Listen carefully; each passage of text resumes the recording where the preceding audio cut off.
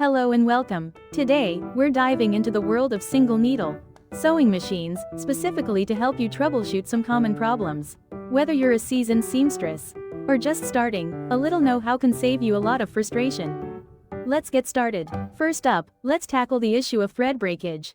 This is probably the most common problem. If your thread keeps snapping, check the thread path. Make sure the thread is correctly routed through all the guides, tension discs, and the needle. A burr or rough spot on a guide can also cause breakage. So inspect each part carefully. Use a smooth file or emery cloth to fix any rough edges.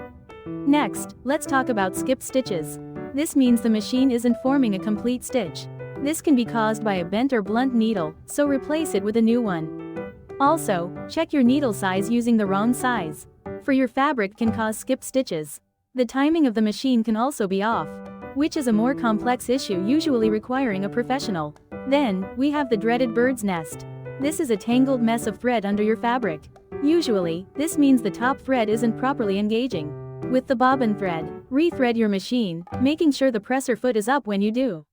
Also, check the bobbin case for any thread jams or lint buildup. If your machine is jamming, this often means fabric is getting stuck in the mechanism. Turn off and unplug the machine. Carefully remove the needle plate and clean out any thread, scraps or fabric pieces. Make sure your bobbin is wound correctly and inserted properly into its case. Let's talk about tension problems. If your stitches are too loose or too tight, the tension might be off. Adjust the upper thread tension dial, making small adjustments. If the tension is still incorrect, check your bobbin tension. Usually, there's a small screw on the bobbin case that you can adjust.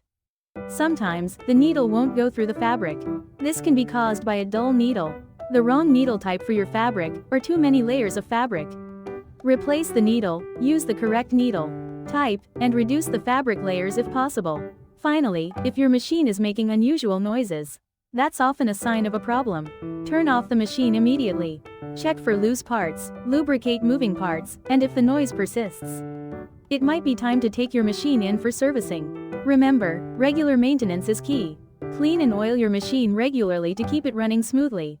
And always consult your machine's manual for specific instructions. Thanks for watching, and happy sewing!